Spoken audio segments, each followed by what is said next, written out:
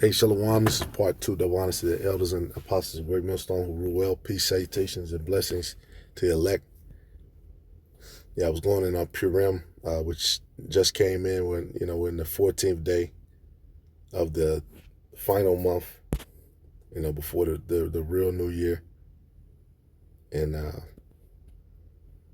I got the video cut off, but anyway, this is Esther 9, and I was at verse 21. To establish this among them, that they should keep the 14th day of the month Adar and the 15th day of the same yearly, as the days wherein the Jews rested from their enemies, in the month which was turned unto them from sorrow to joy, and from mourning into a good day, that they should make them days of feasting and joy, and of sending portions one to another and gifts to the poor. All right, and that's really the spirit that we're about to be in, man, because the Lord says he's going to work a work that we won't even believe. Right, we're in those times, and Haman, Esau, he's going to go out to his own devices. Matter of fact, I got a couple of scriptures for that. All right, real quick, verse 23, and the Jews undertook to do as they had begun, and as Mordecai had written unto them, because Haman the son of Hammedatha the Agagite, the enemy of all Jews, had devised against the Jews to destroy them, and had cast Pur, that is, the lot, to consume them and to destroy them. All right, so a lot is not wicked. This day, the Purim is actually named after a lot. All right, we know that this is where the other nations actually desire to be like us. My first video, I was highlighting these wicked ass heathens in the Holy Land celebrating with each other. Amalek and Elam, and you got, I believe it's Cush. It could be Jake. I don't know. He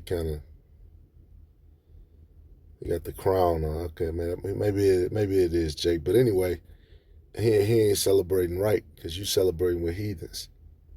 All right. Anyway, because what Amalek just showed in that video, they invited heathens into the Holy Land to celebrate heathen customs with them, and that's not going to happen in the kingdom.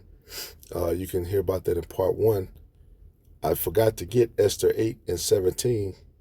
It says, and in every province and in every city, whithersoever the king's commandment and his decree came, the Jews had joy and gladness, a feast and a good day, and many of the people of the land became Jews, for the fear of the Jews fell upon them.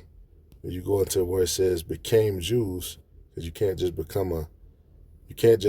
pretend that you're one of us. You can't just be a convert, which is who the people are over there. They converted to Judaism. But you can't just make yourself of Judah, Benjamin, Levi, Reuben, Manasseh, Simeon, Issachar, Naphtali. No, you have to be a part of this seed line. All right, and so the people who are so-called Native American, Black, and Latino, and also the speckled bird Israelites scattered worldwide, we are of that holy seed. We have that spirit. All right, going to this, to become a Jew. It says to become a Jew in fact or in fraud, which is what, they had actually become us, but they imitated us. Right, they imitated us is what it's trying to say. What does it say? Esther 9 and 25. But when Esther came before the king, he commanded by letters that his wicked device, which he devised against the Jews, should return upon his own head, and that he and his son should be hanged on the gallows. Right, and the gallows that they built for us, they got hung upon. All right, which is going to happen now.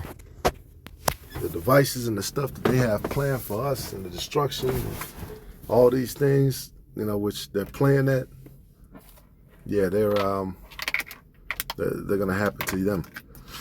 Psalm 7-16. Ooh, I gotta start up.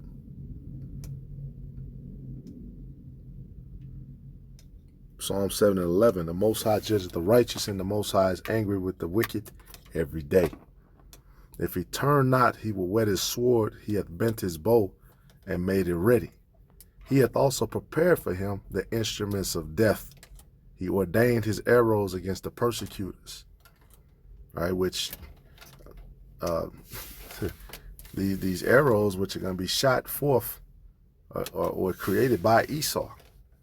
Right, they just came out with the movie Oppenheimer. They're showing you the technology behind these nuclear bombs, which a nuclear bomb is basically an atomic bomb on steroids.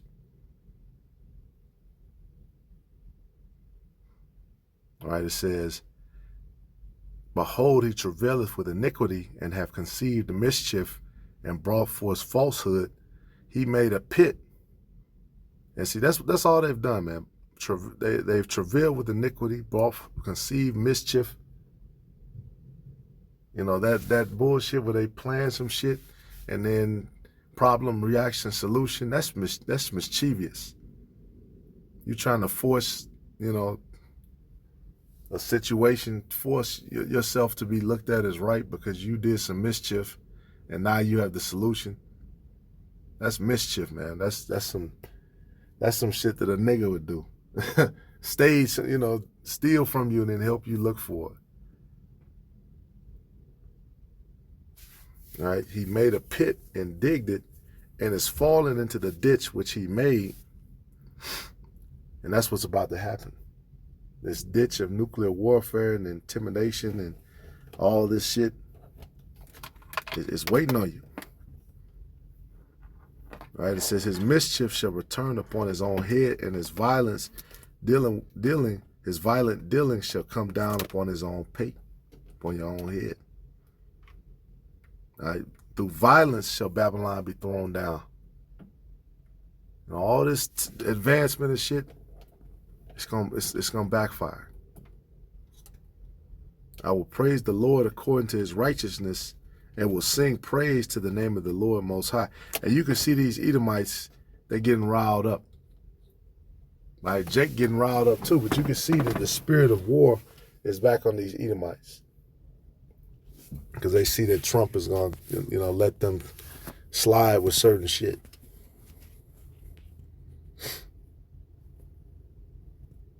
All right, and this is why, too, it's a prophecy for the Israelites to go back into their land, which was once filled with heat.